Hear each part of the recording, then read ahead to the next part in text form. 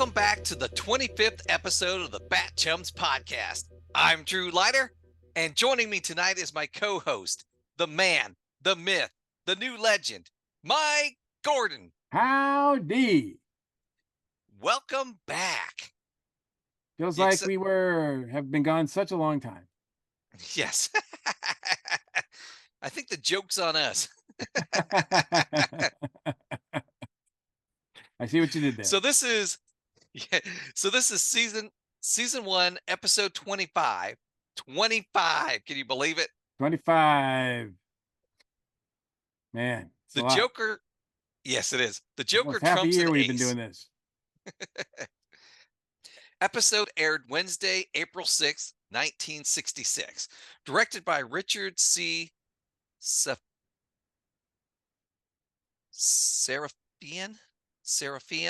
Sure. Sorry if I pronounced that name wrong.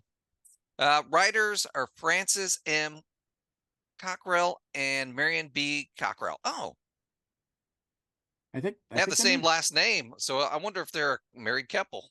I believe so. So yeah, last week with the Riddler episode, I had mistakenly was under the impression that that was based on an actual comic story, but it was not. So the story that my reference had as the original comic story was in fact this one, which is titled "A Hairpin, a Hoe, a Hacksaw, and a Hole in the Ground," which makes a lot more sense for this story than it does for the Riddler story. And it is in it's in Batman number 53. Yeah. So I just wanted to point that out that that this is actually based on an actual story. I will read the story after I'm done watching the conclusion of this to see how it compares and let you know in the next episode how close it was. The Joker appears in a fur shop dressed like the Shadow. He tells the patrons this is a stick-up. He throws off his disguise and calls in his henchmen who are armed with guns. So, at least I thought the Joker looked like the Shadow. That was a very good call. I didn't quite, I wasn't sure what he was going for there. But that's pretty awesome that you should say that. The Shadow, for all people who everybody should know that Shadow is a pulp character that was published sometimes by DC Comics, I think a little later. I don't think he ever had his TV show, but he certainly had a movie serial at one point. It was really popular on the radio serials. So, he's one of the precursors, I think, to Batman as a character. So it would be kind of a neat reference. But that's an interesting take on it. I did not get that, but that's really cool. Yeah, that's what it made me think of. So they may have done that on purpose just to kind of, have them in the show. So the Joker calls all the patrons into the center of the room and tells a joke. What are more mink skins used for than anything else? To hold minks together. The Joker tells his henchmen to fire, and the patrons are all covered in streamers. The Joker pulls out a magnet and steals Mrs. Belmont's hairpins. At Wayne Manor, Alfred answers the bat phone, telling Commissioner Gordon that he will solicit his presence. Bruce and Dick are putting together a puzzle upside down to help Dick with his visual memory. Bruce and Dick rush out of the room just as Mrs. Cooper is bringing in a snack. She asks Alfred where they are off to now. Alfred states it is a call from Mr. Wayne's sporting goods supplier. A new pair of binoculars has come in for their bird watching. Some of the excuses they come up with.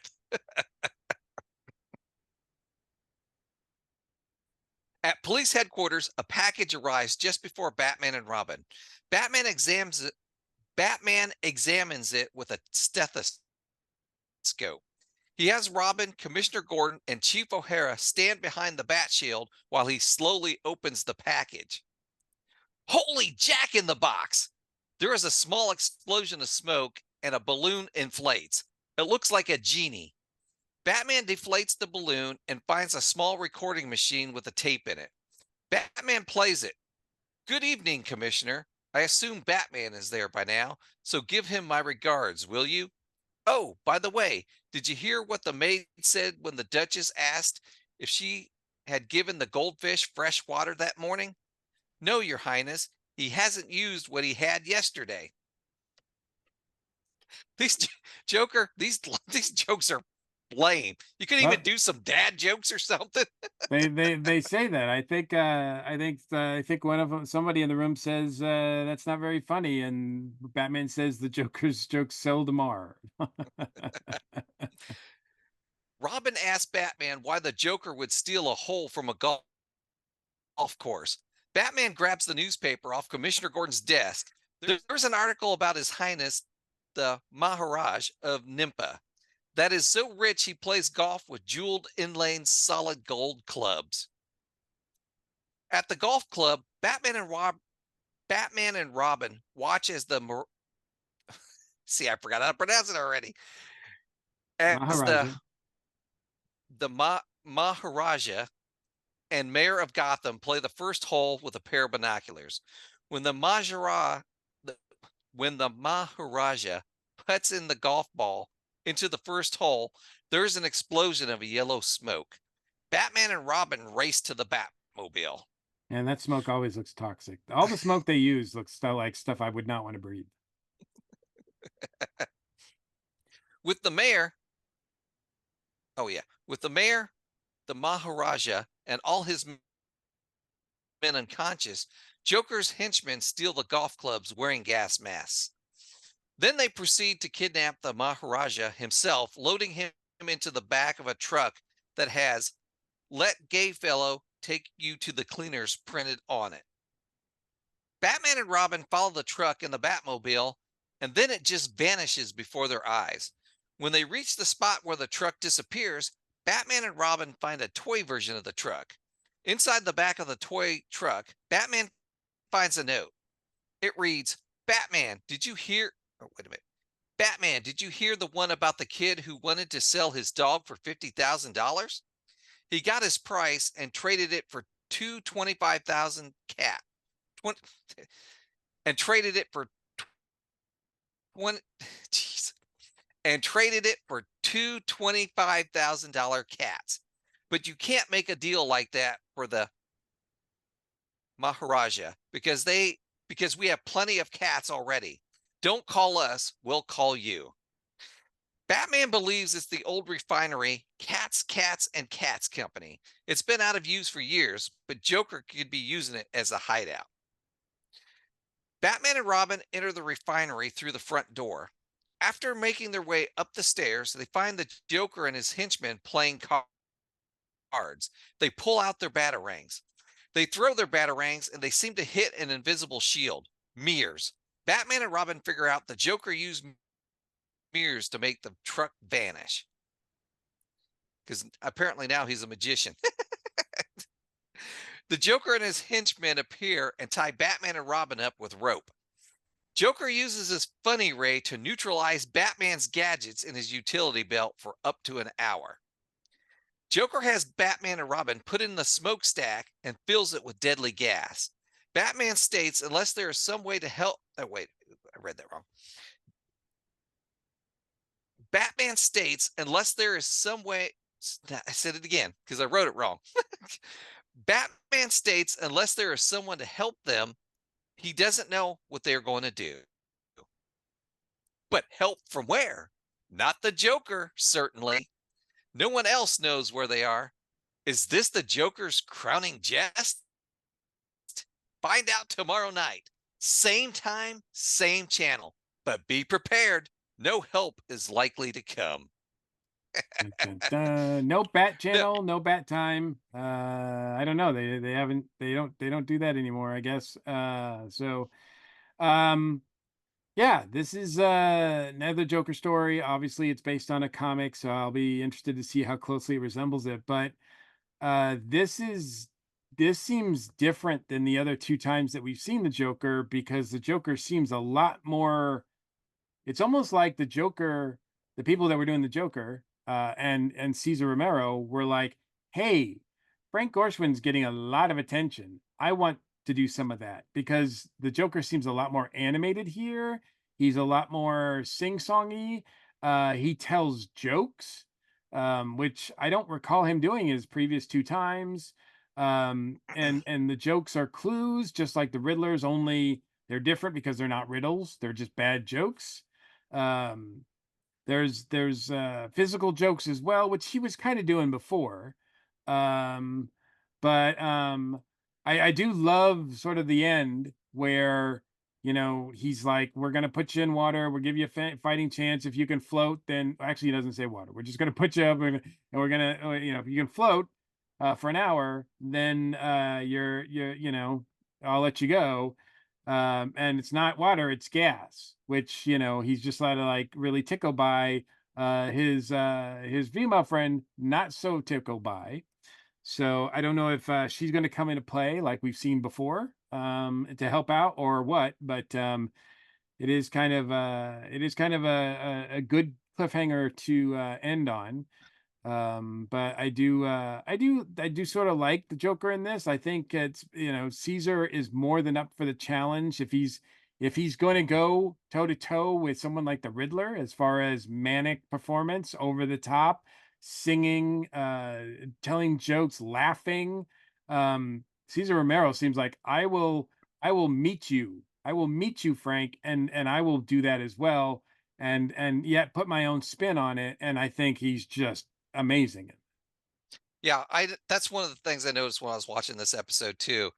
He was trying to up his game. It did seem like that.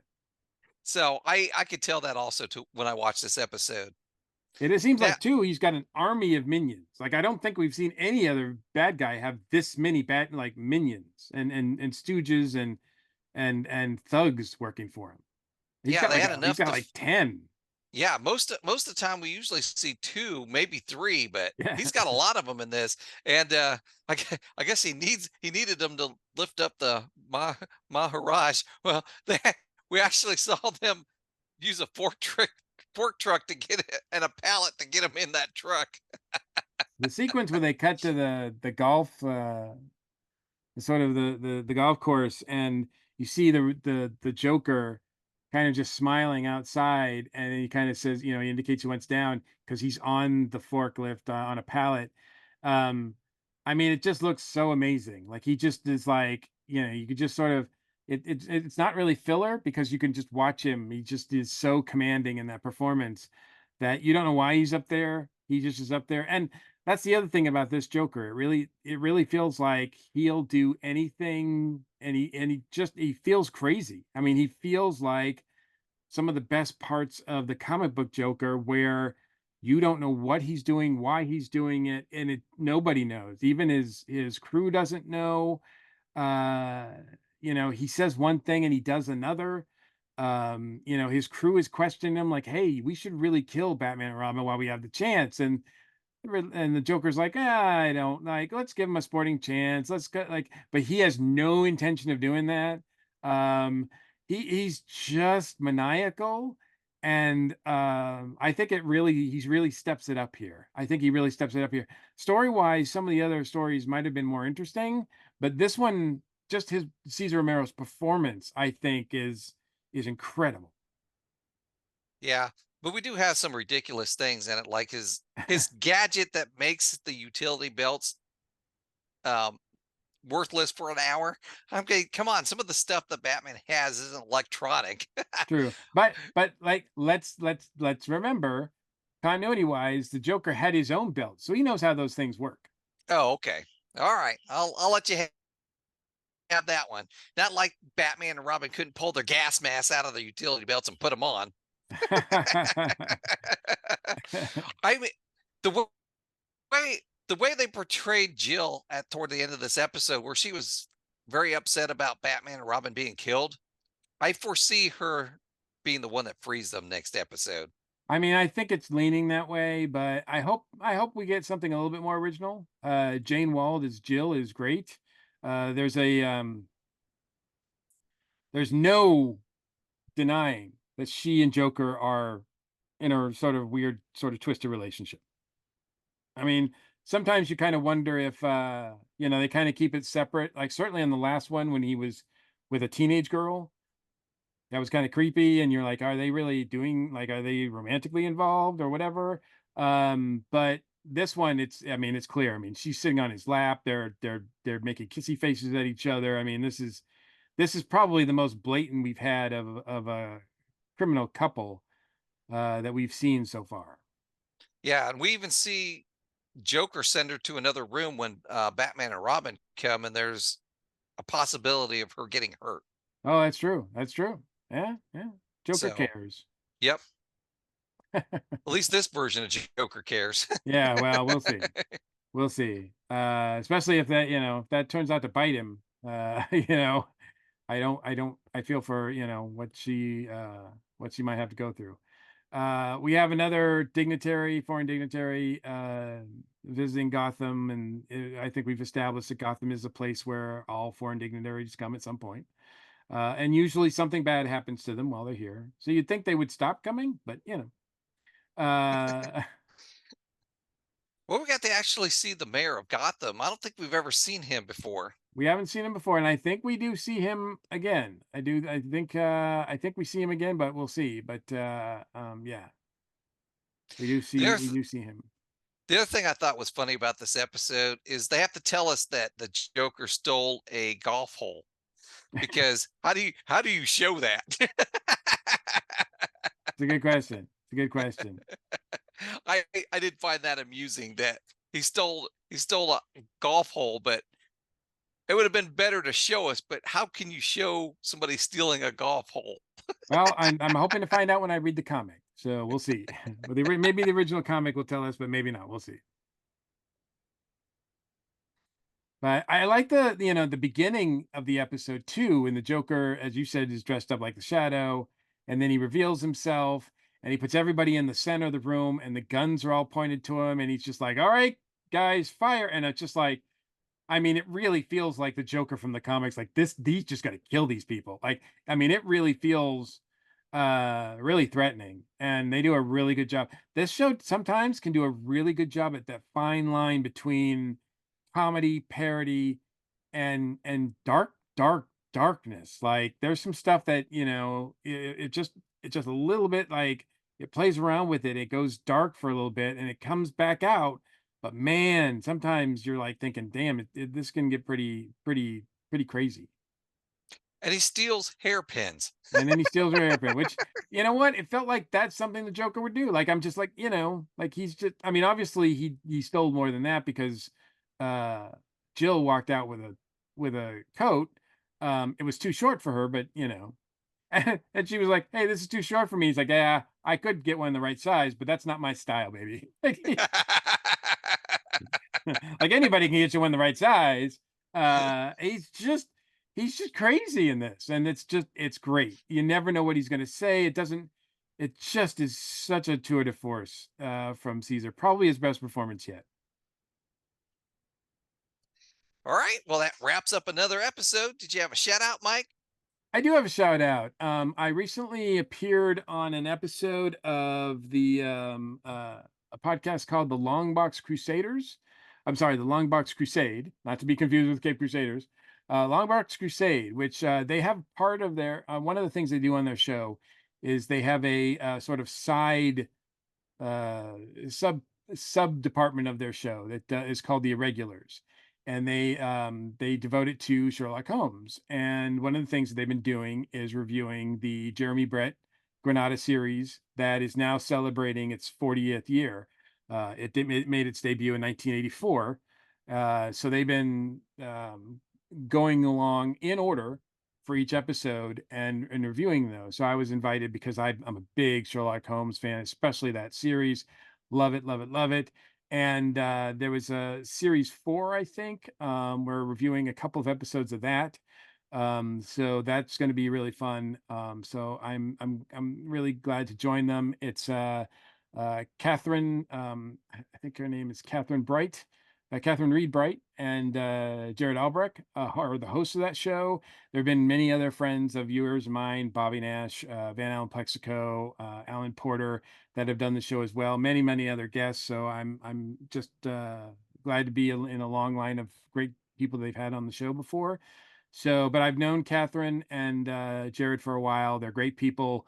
And when they found out that I love Sherlock, they were like, "We got to have you on the show." So yeah, so we talk about a couple of episodes of that, which I really really appreciate. So if you want to hear me talk about Sherlock Holmes, who predates Batman as the world's greatest detective, um, uh, check out the Longbox Crusaders, and you can check them out. They have they're on where podcasts or an audio podcast. You can find them where most podcasts are found. Also, they also have a YouTube channel. They don't have full video, so you can see us, but you can hear the audio there and play it on YouTube. So I'll have a link for that, including in our show notes as well. Awesome.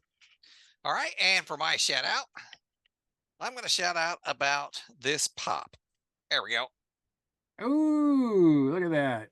It's one of the cover for those people who can't see it. It's a Funko Pop that they released with a cover of a Batman comic. Now, that one looks like a is that a Kevin Nolan cover? Nope. That is a Todd McFarlane cover. That's a Todd McFarlane cover. And Okay. so let me show you, because I picked it up a picture of it at Indiana Comic Con this year too. Okay. Check. Okay. Let me hang on a second. There it is. Yes. So it's an issue of Batman. It's a Batman issue. What issue number is it? Let me look up there. It is 423 423. from September of 1988. I do not know if I have that issue actually. I don't know if that was before I started collecting or not. I'd have to check if I actually have that issue. I'm checking my database to see if I have that as well. But go ahead. But it looks cool. Now it's a pop figure. Do you know how many of these that they have, like covers? I have no idea. I think my wife picked this up for me for my birthday or Christmas at some point.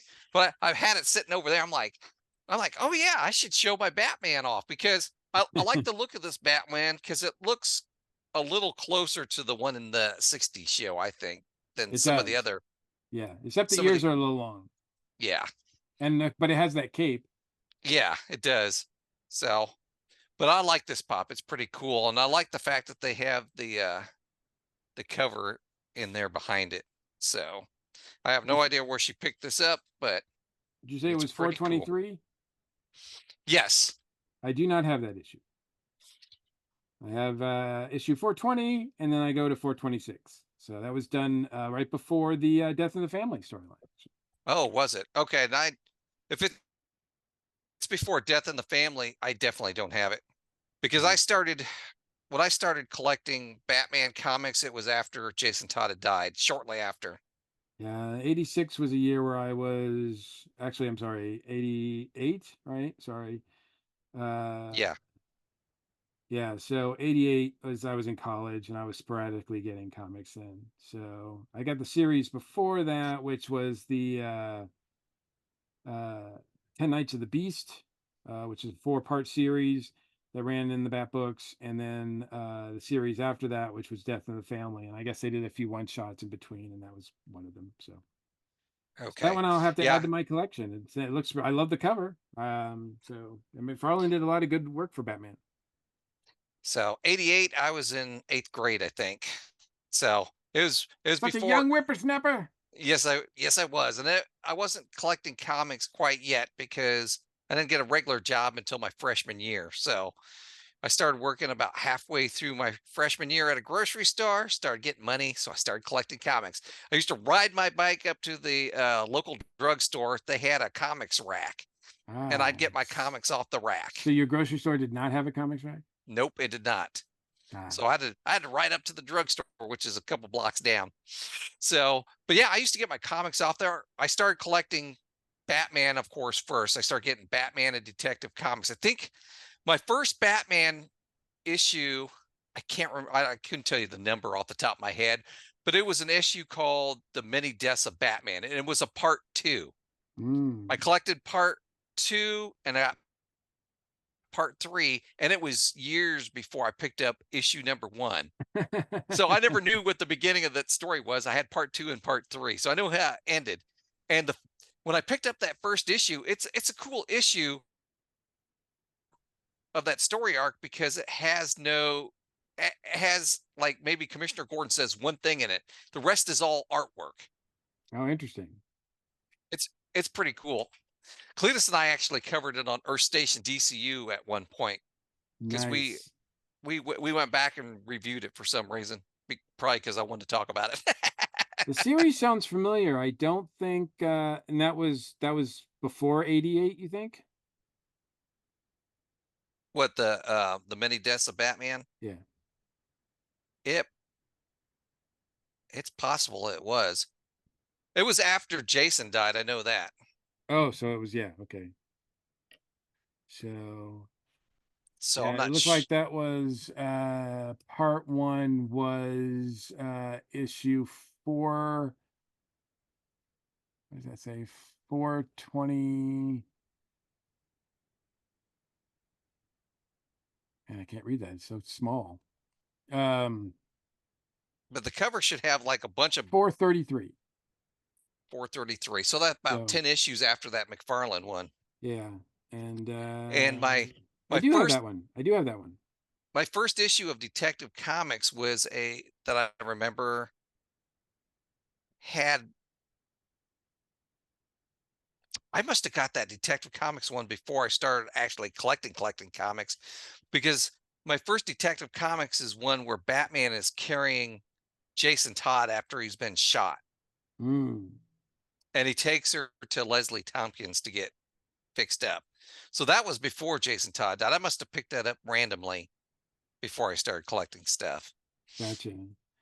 Yeah, they And then the I think the next the issue I had after that was a Clayface issue where there was a bunch of clay faces in it. There was like 3 or 4 clay faces in it. wow, I haven't read that in a while. It's The Mud John Byrne did Pack. the work on that, and with Jim Aparo doing the artwork. And yeah, Many Deaths of Batman was a three-parter, and then the next Mhm. issue after that is the first appearance of Tim Drake. Yes, A Lonely Place of Dying, which is my favorite Batman story arc Nice, because it nice. runs through both Batman and Teen Titans. Yes, yes, it does. So, and Cletus and I have covered that on our station DCU also because I wanted to, because it's one of my favorites. Nice, nice. And one of the reasons why I'm a big Tim Drake fan. So I basically started reading during that era. That's why I'm a big Tim Drake fan. Nice. I know we've gotten kind of off topic. That's all right. That's all right. It's still Batman. Yes, it's still Batman related. So, all right. If you'd like to comment on anything we've talked about tonight, you can reach us at our feedback line 317-455-8411. Leave us a message, text us, or you can email us at batchumspodcast@gmail.com. All right. You ready to get out of here, Batchum? Sure thing. Bat chums are ready to move out. Atomic batteries to power, turbines to speed. Thanks for joining us, and we'll see you next week. Same bat time, same bat channel. Don't worry. The worst is yet to come.